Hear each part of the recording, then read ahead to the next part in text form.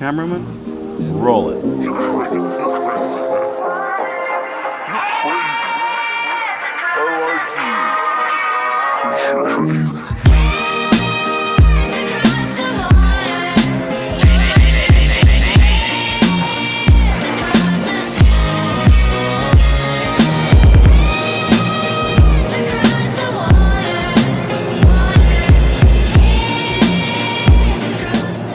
When we arrived in California, we had the honor of meeting with Larry Brooke, the founder of General Hydroponics.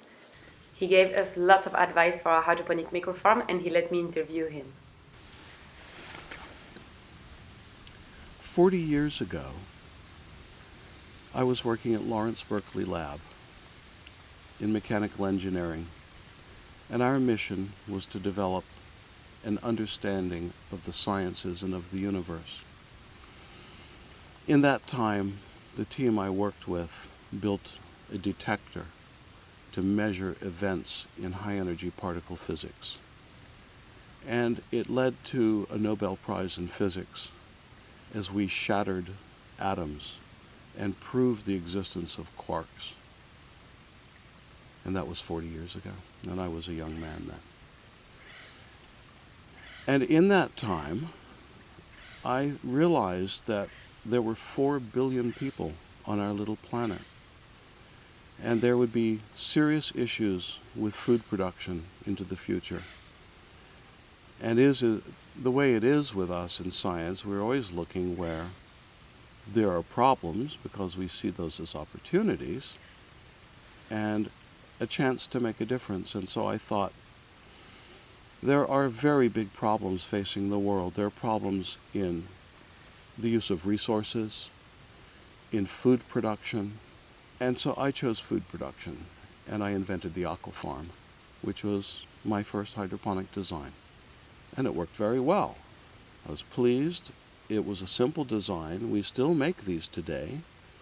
They're made in France, they're made in the United States and called water farms, and it's an electric flower pot where an air pump moves the nutrient solution through a substrate of stones, and a plant is given a perfect balance of water, oxygen, and mineral nutrients. And that was 40 years ago.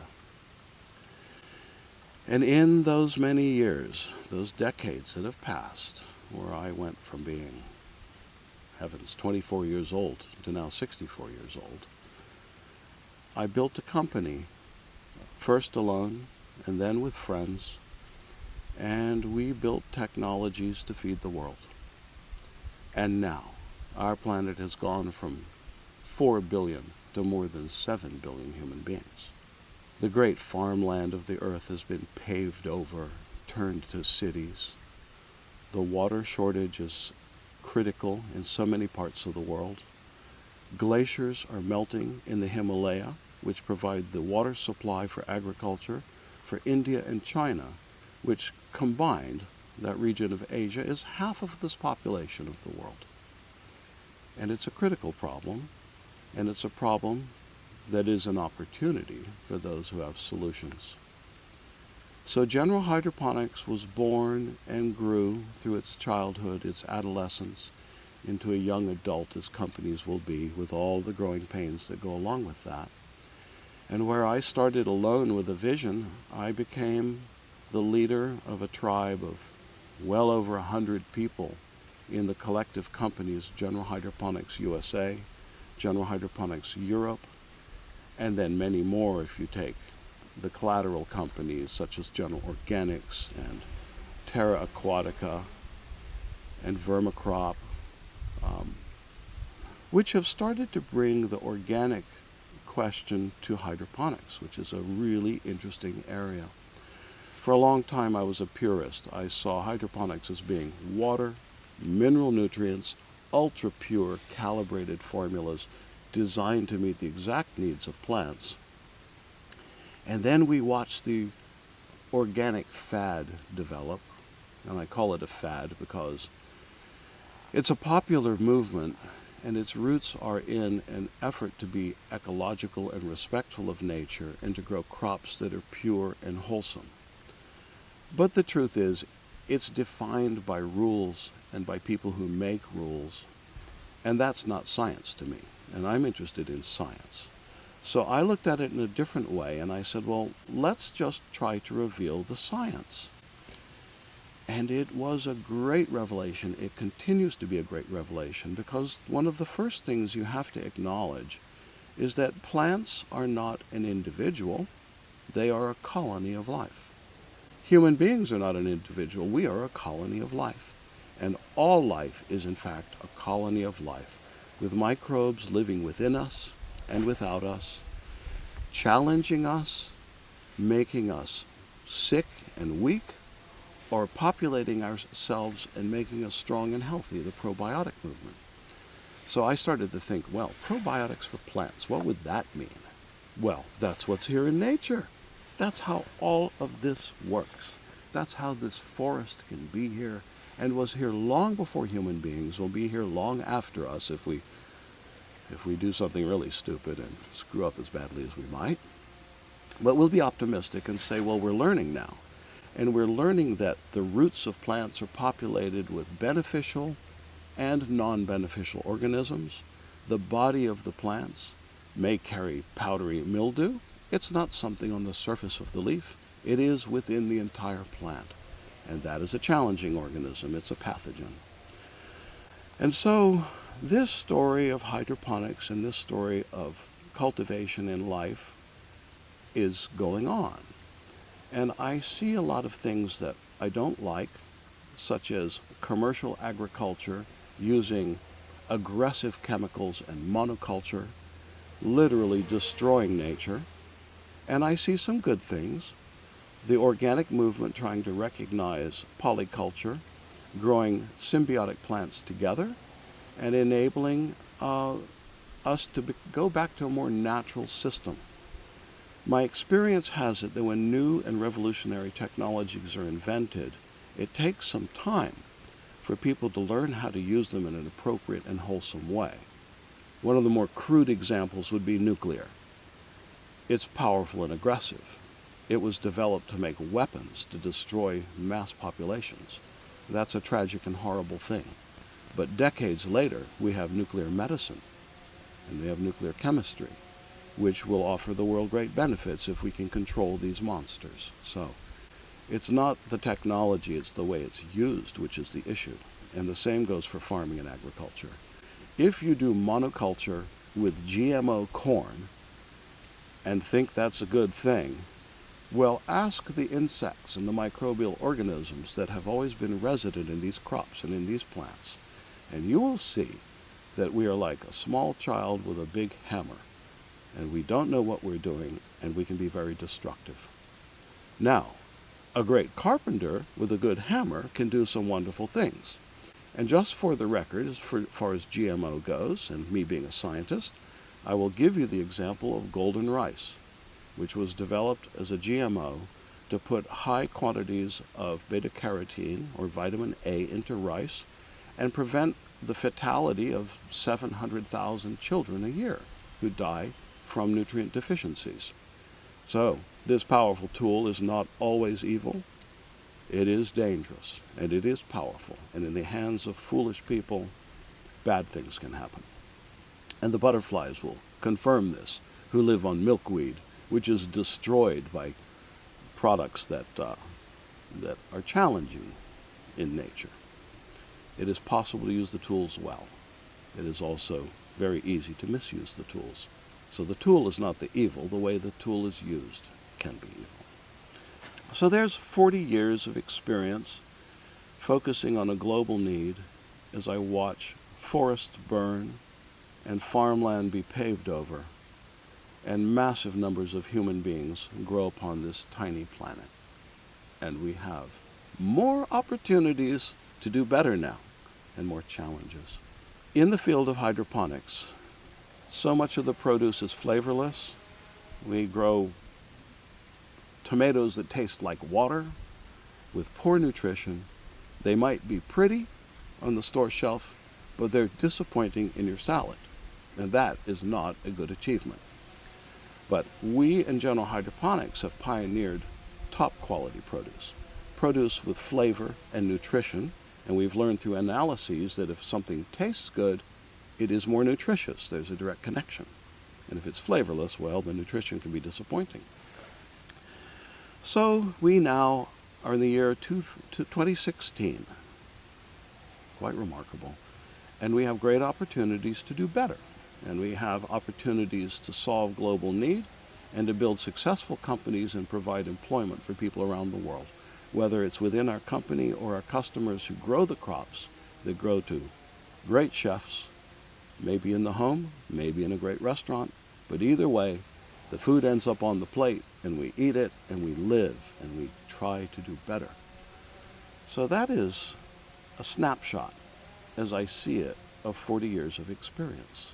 Larry, what is your opinion on urban farming? Urban farming is critical. Long, long ago, there were no cities. We were hunter-gatherers, and we walked the plains of the earth, hunting and gathering what we could find. And with the beginning of civilization, which is to say populated communities, the advent of farming began. And farming enabled cities, and cities necessitated farming. But when you consider that the average tomato travels 1,500 miles, call it more than 2,000 kilometers, to reach your plate, there's something wrong with that picture. Because, one, that tomato was harvested when it was green and has poor flavor and nutrition. Two, it took an enormous carbon footprint to move it to your plate. And three, it's not a sustainable method. And if people choose to live in cities, as they do, then they need to farm in cities. And it is necessary and a good thing. And that means hydroponics is the answer. It is not giant farms in the fields of the rural world. So do you think more projects like ours should try to grow in every small or big cities? It is inevitable. The success will depend on the quality of the technology. And when I say that, I mean the genetics of the crop that is chosen, because that determines success and failure. Two, the quality of the equipment and the nutrients that are used, because that will determine the success of the crop growing in that environment. Three, the skill of the grower. And that's probably the weakest link in this chain, because a lot of people would like to do hydroponics in cities and they don't know how. They would like to use really cool tools and they don't know what those are or where to get them. And that's our mission at General Hydroponics, is to give people the tools and the skill to grow. Nice.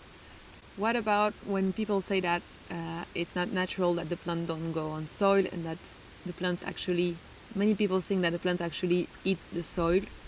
So what do you have to answer to them? Well, you know, that's true and not true. So let's look at the true part. Yes, a hydroponic system is not a natural system. A cornfield in Iowa is not a natural system. A field of rice in China or Japan is not a natural system. These plants don't care, they don't know. All they care and know about is, am I getting water? Am I getting nutrition? And by the way, am I getting light and fresh air? Because that is needed too.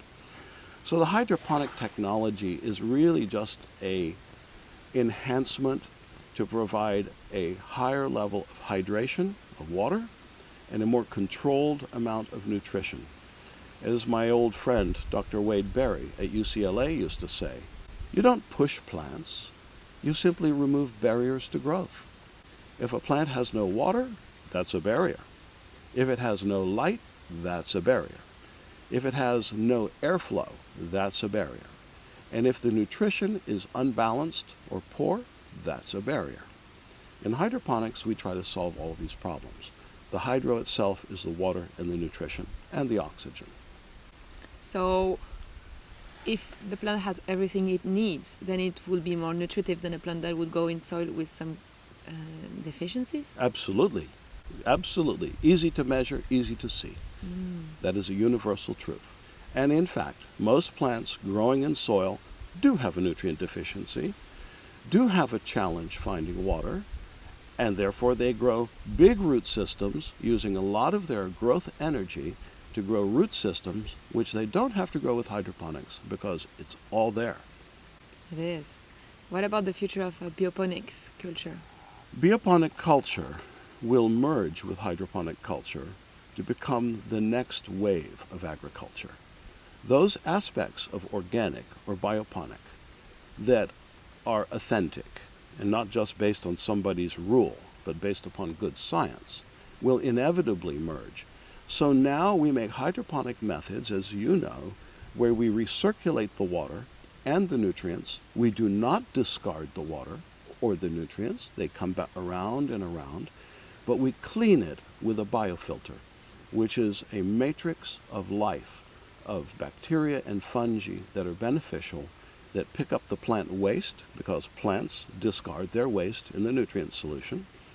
And unless you throw that solution away, you have to clean up that waste, and this is the bioponic method. But we still get better results with purified mineral nutrients. Now people go, you're growing with chemicals. Well, for the record, every atom in the universe can be called chemicals, so please define it. Are chemicals the nasty toxic poisons that go into industrial chemistry, like solvents or things like that? Yes, they are. Are chemistries and chemicals the iron in our blood, the calcium in our bones, the chitosan or the chitin in our hair, or in birds' feathers, or the skin of animals? Yes, these are chemistries, and these are chemicals. The definitions are a human thing. The chemicals don't care. The universe is made of chemicals. When we shattered the atom and revealed the quark, we simply identified the building blocks of matter beyond just protons, neutrons, and electrons. We said, well, those are made of something too. What are those things? And we called them quarks. And our team that won a Nobel Prize at Stanford in 1976 revealed the charmed particle, proved the existence of the first quark. So, chemistry? Of course. Everything is chemistry. As long as after we have nutritive products, then deliver to us all the good things that we gave it. I think that's perfect. Yeah. We live on amino acids and minerals and water. We are mostly water. Exactly. So that is somewhat the story of life. I have a problem with many people that comes to us and tell us about the extraction of those minerals. They say it takes a lot of energy to extract, and also that it's a limited resource. That's right. It's universally true. What's the alternative? 7 billion people on a planet starving? You cannot become a hunter-gatherer in nature and go out and find food for 7 billion. Instead, we're hunter-gatherers in the supermarket, where we hunt and gather the food that was grown by the farmers. So the real question is, how is that food grown? What method is used? What was the impact on the environment? And this is the greatest contribution of hydroponics. We don't need the soil. We don't use the soil. Preserve it for the forest. There it is. All around us is nature. You're not growing corn out here. These trees would not appreciate it. So we will grow our crops in a controlled environment. We'll grow some portion in cities, some portion in farmland as it's needed, because in fact, by and large, the world is fed with grain, and grain does not grow efficiently in hydroponics at this time. So rice, corn, wheat, barley, yes, these take farmland, and it would be better to grow these in a hybrid method that takes the power and strength of organic and combines it with the power and strength of modern mineral nutrition. Drip irrigation is a good example. We met some very interesting person in urban farmers in Switzerland that told us that actually the power of hydroponics and aquaponic culture is to take something that's mineral and it becomes organic inside of the plants. And if we use the plant waste, then we just redistribute all those minerals around the world instead of it being just in some very small mine in this part of the world that's useless. Yeah, so this is a very interesting story, and it's a complicated one. Let's start with nature. You see a tree growing in the soil in nature, and you know the roots are in that soil and it's picking up minerals and water. But guess what? It's not alone. It has a little helper called the fungi. The fungi of the world are as massive as all the plants and trees you see. They're invisible below the soil. And they reach deep into the earth and gather the minerals and the moisture for the benefit of the trees. It's part of the natural system. We use the fungi in hydroponics as well to enhance the mass of roots, the ability of plants to absorb mineral nutrition and moisture. So all of these natural systems form the basis for our supernatural systems, which we will call hydroponics. About aquaponic culture. So we met several people with several opinions. Some of them, they think that just with the fishes you can grow many plants, and some of them say you need a hybrid in between aquaponics and hydroponics, because the fishes would not deliver all the nutrients the plant would need. The fish will not deliver all the nutrients the plant will need. That is a correct statement, and it is unequivocal. Fish waste will contain a little nitrogen. You will not get the trace elements, the calcium, the phosphate, the potassium, the sulfate, the manganese, zinc, copper, boron, molybdenum, cobalt, nickel, and all of the other elements. But the fish water will provide an organic enhancement, provide some probiotic life, and be a great starter to add the necessary missing elements to. Now, there are different ways of doing it. You can do a foliar feed and not contaminate the fish water. Mm-hmm. You can take the fish water, add the nutrients, and circulate it through a primary crop, and then capture it at the end and then circulate it to a secondary crop so that it's efficient and there's no waste, and we're not throwing chemistry into nature. Undesirable chemistry, I should say. Mm-hmm. So yes, aquaculture is a great idea, a great method, and absolutely, completely incomplete plant nutrition. Great. Well, that's all of my questions. Thank you very much for having us today. It was really interesting talking to you, and I hope we will do many, many good projects together. I hope so. I think that our technology is still young and still growing, and there's great future. It just takes a little more work based on some experience and some vision.